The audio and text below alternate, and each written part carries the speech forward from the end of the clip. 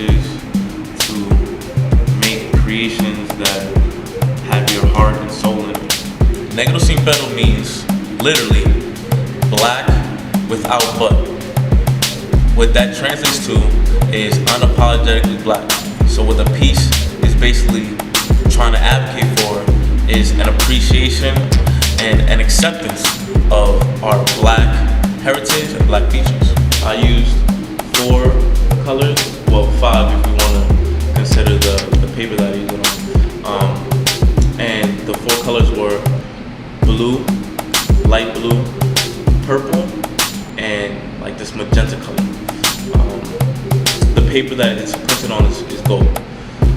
The colors are supposed to represent, they're a representation of my uncle, his spirit.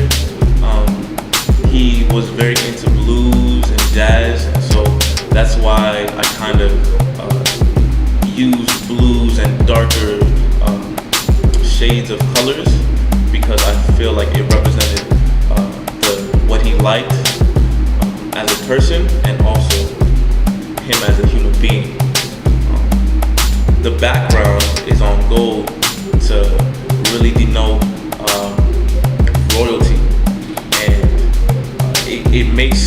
it elevates the picture because it makes it almost angelic. It's kind of reminiscent of windows in churches, plain glass windows. My next piece is going to be a 5-color print, and in my next piece the theme is going to be about art and the process behind the scenes of a finished art piece. A lot of times us as the viewer only sees the finished product, what's in the frame or in the museum or in the gallery, but in reality what's the bigger picture and what's more important is the skills attained during the process and everything surrounding the creation of a masterpiece. Also, it's also supposed to play on the thinking that there's only supposed to be a certain type of art,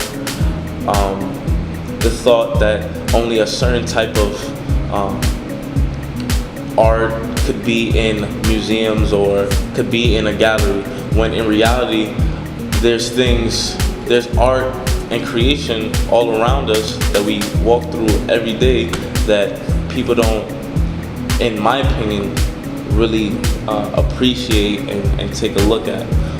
And I think that's where art in the future is moving towards, not what is considered fine art or high art. If I had one piece of advice to tell an artist, it would be create as much as you can and don't be afraid to fail.